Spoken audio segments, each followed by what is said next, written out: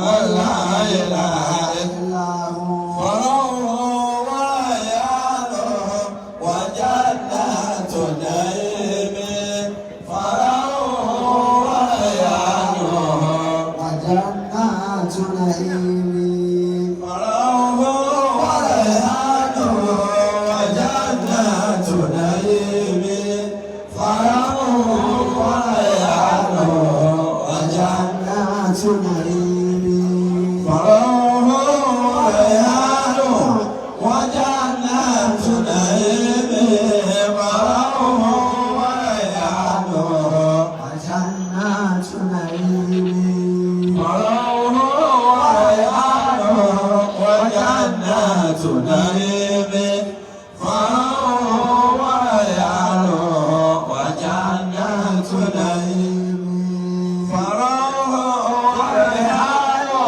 وجنات نعيم فروح وريان وجنات نعيم وما تقول الله متى بسم الله الرحمن الرحيم قل هو الله احد الله الصمد لم يلد ولم يولد ولم يكن له كفوا احد بسم الله الرحمن الرحيم قل هو الله احد الله الصمد لم يلد ولم يولد ولم يكن له كفوا